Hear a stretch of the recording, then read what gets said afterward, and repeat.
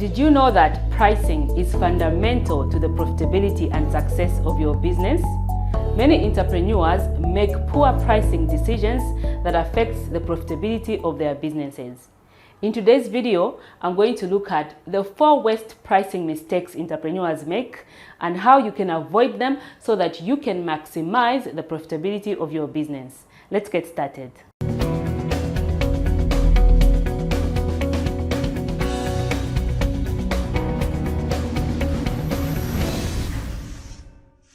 Hello there, entrepreneurs, and welcome to another episode of the Ndalama Insights Business Show, where we turn your challenges into actionable insights. Today, I'm looking at the worst pricing mistakes entrepreneurs make so that you can avoid them and maximize your profitability. Now, before I go into the details of the mistakes entrepreneurs make when it comes to pricing, I want us to look at what determines the prices of products or services. So the price of a product or service is normally determined by its demand as well as economic factors that are prevailing in the market. Economic factors such as inflation as well as the change in the rates for interest rates. So these are the 2 important factors that affect the prices of a product or a service. Now, let's take a look at the pricing mistakes that entrepreneurs make. So the first pricing mistake entrepreneurs make is that they focus only on one pricing strategy, which is the cost plus pricing strategy. The cost plus pricing strategy is a strategy that considers all the costs for your product or service and then adds a markup on top of the cost to arrive at the retail price for the product or service that you are offering. Many entrepreneurs focus only on this strategy without considering other strategies. Now, the disadvantage of you focusing on the cost plus pricing method is that you ignore the value that you are offering your customers, and this restricts your ability to increase your prices because your customers won't appreciate the value of the service that you are offering or the product that you are delivering. So when I start looking at the strategies to implement, I'm going to come back to this point. So the first mistake entrepreneurs make is by focusing only on the cost plus pricing strategy. The other mistake entrepreneurs make is that they focus on lowering their prices or setting their prices way below the market price. Now, when you are starting out in business, setting your prices lower than your competitor is normally a strategy that helps you to get a share of the market or to enter the market. However, if you do not revise your prices quickly, then you are going to be eating into your gross profit as well as your net profit margins. Already established businesses also set their prices lower than their competitors so as to increase their sales revenue. So the strategy could be lowering their prices so as to increase their sales revenue. And this is normally driven by the marketing departments. However, setting your prices too low will definitely cut into your gross profit margin, and whereas your sales will increase, it will actually result in a reduced profit, and at the end of the day will also result in an increase in the amount of work that you will have to do for less money or less profit than you are actually earning even before you reduced your prices. So setting low prices or reducing your prices in order to beat your competitors is one of the worst pricing decisions an entrepreneur can actually take. The second mistake entrepreneurs make when it comes to pricing is thinking that every product must earn you the same profit margin. So you could say we want to make 40% profit margin, and you set this standard across all your products or services.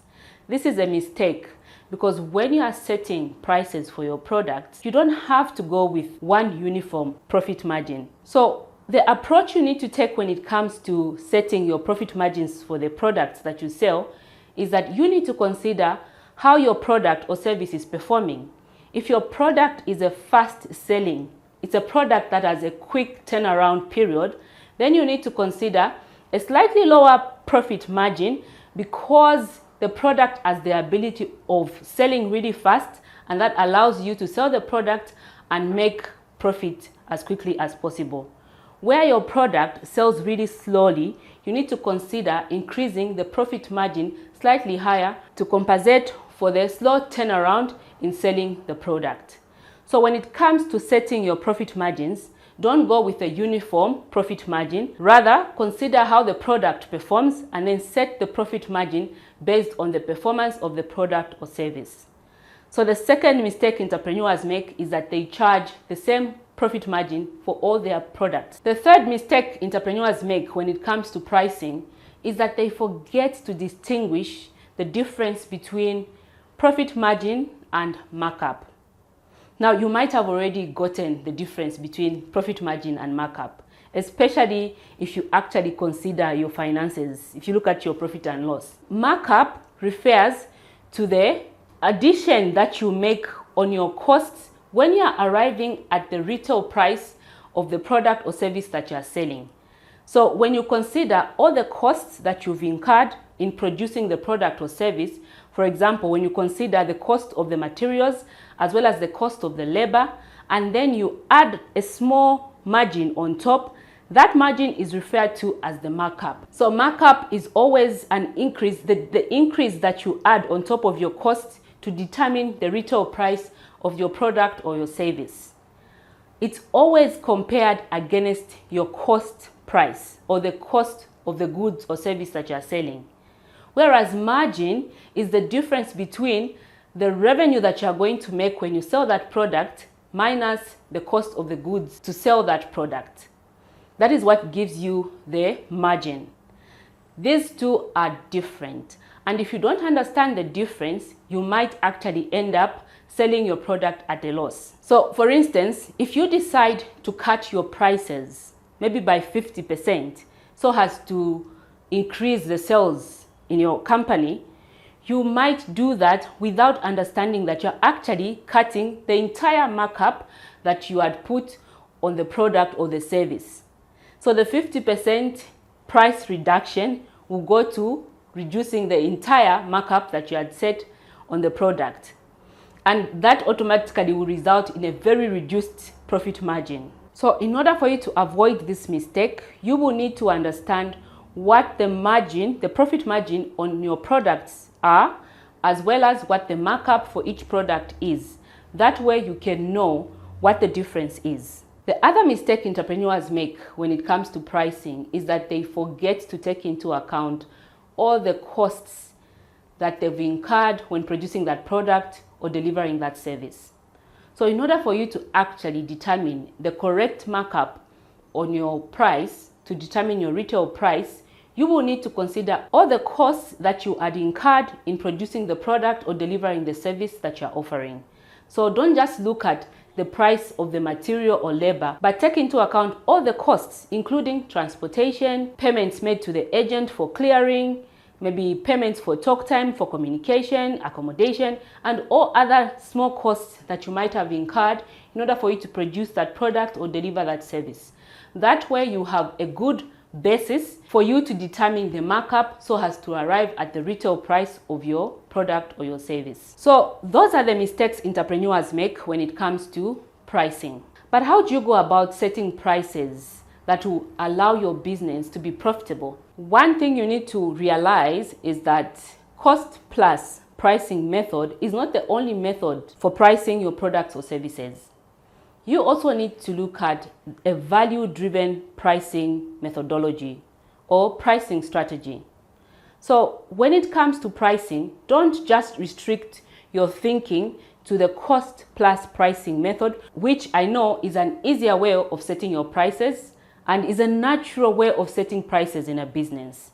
But when it comes to setting prices, you also need to be aware of the value-based pricing method. Now, the value-based pricing method not only considers the costs that you've incurred in producing the product or service, but also adds on the value or considers the value that you are adding to your customers. And how do you go about establishing what value you are adding to your customers? One way is by comparing the product or service that you are offering to your customers with your competitors. So compare that product or service and then take note any differences or distinguishing factors that makes your product different from your competitors. So if you are selling a product, how different is that product from your competitors? And what do your customers appreciate about your service delivery compared to your competitors? So do a detailed analysis of the product or service that you're offering and identify any distinguishing factors that your product is offering. And those are the areas that are going to help you determine the value that your customers find about your product or your service. When you are able to identify these distinguishing factors, you can then establish how valuable these factors are to your customers.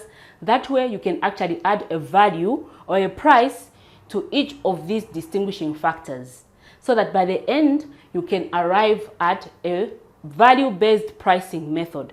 So on top of your cost plus, you can also add the value of your product or service, the value that your customers appreciate about your product or service compared to your competitors. Now, many times entrepreneurs are afraid of revising their products upwards.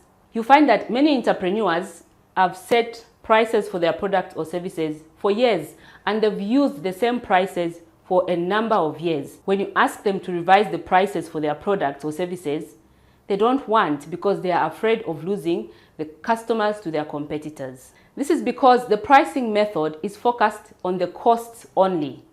When you tap into the value-driven pricing method, you not only look at the costs, but also the value your customer is enjoying from your product or your service. So when it comes to revising your products or services prices upwards, your customers are actually going to appreciate the value that they're enjoying for that product or service, and that way they can accommodate the price increase.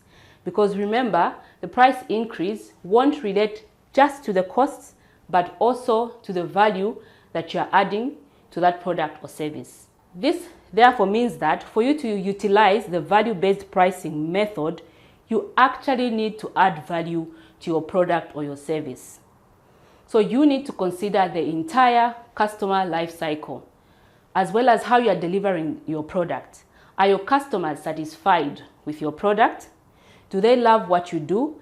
How is your customer service like? When you deliver the product or your service, how is your after-sales attendance to your customers like? Do you switch off immediately you deliver the product or the service and never even attend to the customer afterwards?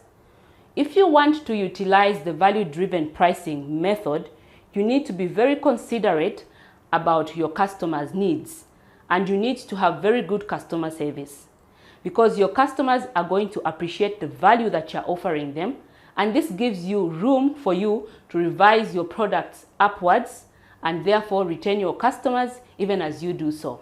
Another consideration you need to take into account is that pricing is not a one-off process. Pricing is a process that you need to carry out constantly. So it is not a one-off process whereby you set a price and then forget about that price for years. Pricing is a constant process that you always need to look at. This is because the prices of your goods and services are affected by the economic environment. The prices for your goods and services are affected by inflation, the exchange rates, as well as an increase, let's say, in fuel, and so many other factors that are affecting the economy. So don't set a price one-off and forget about it.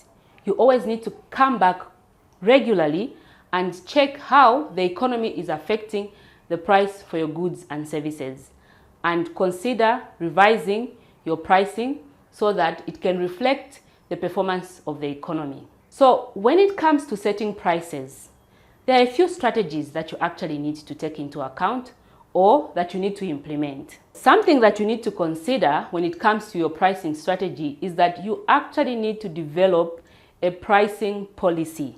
This has to be a deliberate pricing policy. Now, when you have a pricing policy, for example, where you've determined that you're going to be revising your prices annually by the inflation rate, it becomes easier for you to communicate that price change to your customers, because even when they are starting to work with you, they are already aware that every year there's a price adjustment to align with a change in inflation. So you need to have a deliberate policy created that helps your customers understand how your prices are revised every year.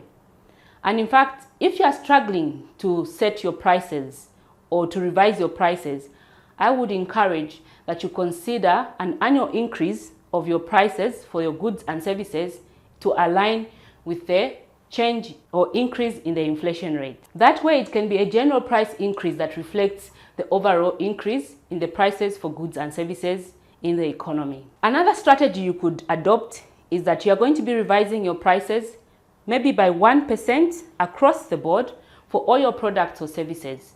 And this you could do maybe every month or every year, but again, you need to be aware of your customers' needs and also your customers' ability to take the price changes. You don't want to increase your prices too drastically such that your customers can actually not even afford to buy your product or service. So create a deliberate policy and document that policy. Communicate that to your customers. It is very important for you to communicate to your customers so they know that your pricing policy is actually a fair policy that applies to all the customers. So what happens where you increase your prices and then your customers or some of your customers are not happy about that? Well, I must say that is why many entrepreneurs are afraid to increase their prices. They are afraid of losing their customers.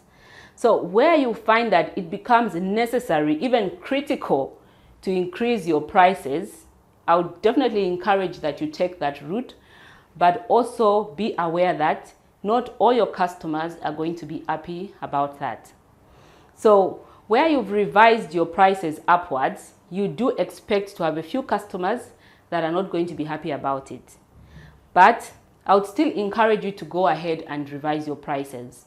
This is because you might lose out a few customers, but at the end of the day, the customers that are going to remain, especially if your focus is on value-driven pricing method, the customers that are going to remain are those that are going to appreciate the value that your products or services offer them. So when you revise your prices, it's actually a way of cleaning out your customer base, so to say, because the customers that really value your product or service will understand the adjustment in the price as long as or only if you communicate that price revision properly, and only if the revision is a fair revision to reflect what is happening in the economy. So yes, you will lose out a few clients, but look at it as a way of cleaning your customer base so that you remain with only the high value customers that appreciate your service. And what happens to the customers that you lose? Well, they will go to your competitors, but think of it like they are taking all their stresses to your competitors. Because if you really look at it critically, you see that most customers that are price sensitive are those that are demanding and also require a lot of your time. So where they decide to leave you, I think it's also something you need to appreciate, because that way it leaves room for new customers to come through, especially those that have been referred by your high value clients to your business. Those are the customers that you want to attract. So when you revise your products or services, especially if you're looking at the value-based pricing method, you also need to consider attracting customers that are not price sensitive.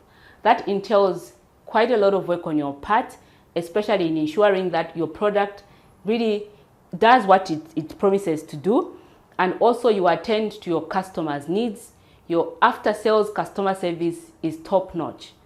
So that is the benefit you get from the value-driven pricing method. It leaves you room for you to actually increase your prices without your customers, feeling like they've been cheated or they're just losing out money to a product or service that is not even adding value to their life, which at times customers tend to feel, especially if your focus has been on the cost plus pricing method.